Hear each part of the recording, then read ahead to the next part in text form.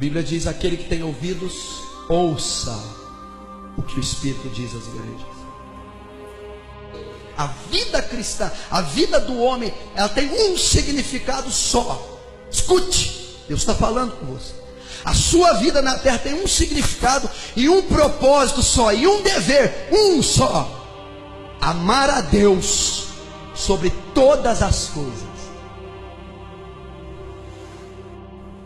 Nós temos ouvido muita palavra fogo, se ouve em todo, fogo que sobe, fogo que desce. Tem-se ouvido muita palavra glória, ou glória, glória a Deus, e glória. Tem-se ouvido muita palavra prosperidade. Tem-se ouvido demais a palavra bênção. Tem-se ouvido demais a palavra promessas de Deus. Mas não tem-se ouvido a maior palavra que representa, simboliza e se identifica com o Evangelho, com a pessoa de Deus e com a Bíblia. Não tem-se ouvido a palavra amor. E toda a Bíblia, toda a lei se resume em amor. O maior mandamento da Bíblia é amor. A Bíblia diz que Deus é amor. A própria Bíblia é uma carta de amor, está alicerçada em amor. E não temos ouvido. A igreja não tem sido ensinada e não tem aprendido o que é amar a Deus. Eu não estou dizendo nem do dever de amar. Eu estou dizendo que nem sabe que tem que amar. Nós temos falhado. Nós não temos sequer entendido o que é amar a Deus. Quanto mais estar amando Ele. Entenda que de tantas leis, o mais importante não é temer, não é obedecer. O mais importante não é cantar para Ele, não é pregar, não é ler a palavra. O mais importante não é ter os cargos. A coisa que Ele requer de mim, de tantas que eu dou e posso dar, não são essas. A coisa que Ele mais requer de mim é amá-lo. Escute, tente entender o que o versículo exige.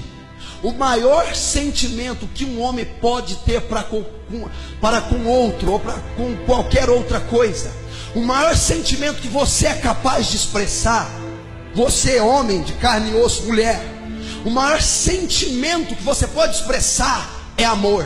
E o maior sentimento que você pode expressar é o que Deus deseja e requer que você expresse a Ele: ame-o.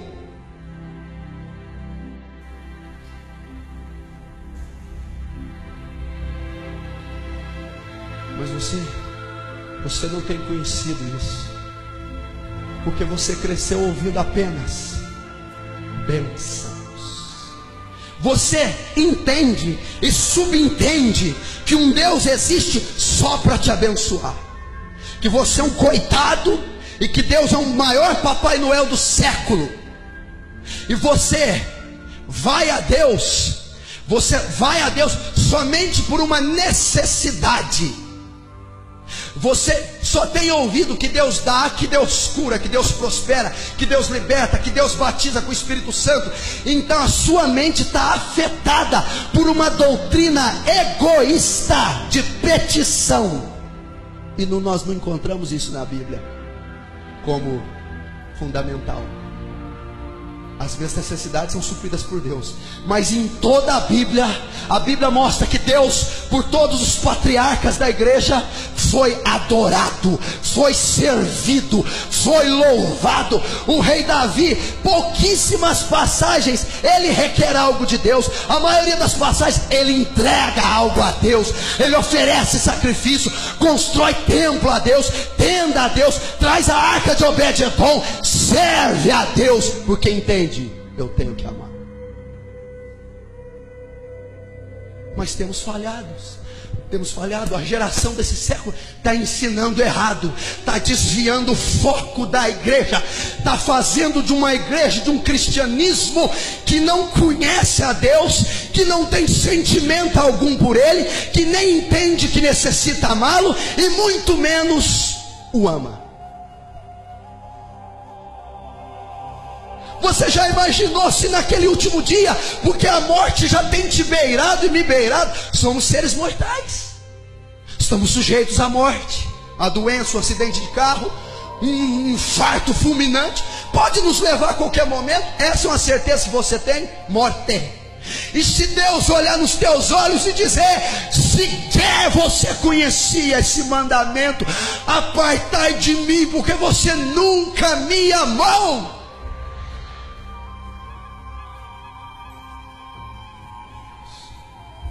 Nós temos uma responsabilidade muito grande. Olha o que foi confiado a nós fazer. Olha a responsabilidade que você tem, ser humano. Eu não estou pregando para a igreja, eu estou pregando para o ser humano, a imagem e semelhança de Deus. Olha a responsabilidade que você tem. Olha o compromisso que você tem. Olha a responsabilidade.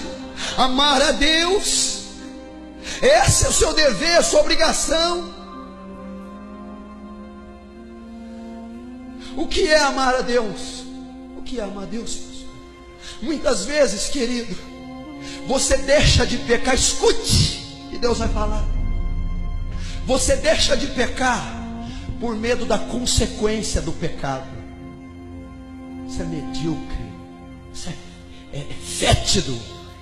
Você deixa de pecar porque vai pregar no dia seguinte, porque vai subir no altar.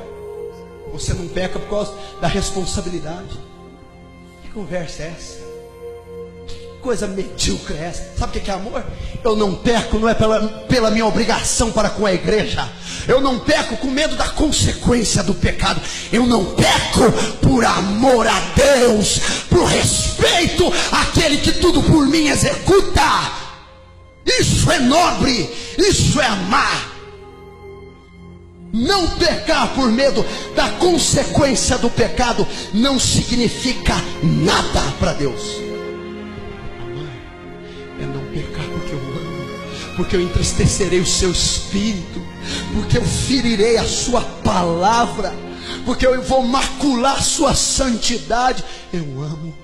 Aquele que ama a Deus, quando é tentado ao pecado, diz: eu não posso fazer isso com meu Senhor, eu não posso fazer isso com meu Deus. Não, eu não vou pecar porque eu amo. Eu tenho um relacionamento com Ele. Eu tenho um pacto com Ele. Eu amo. Tem gente que não peca por medo de ir ao inferno.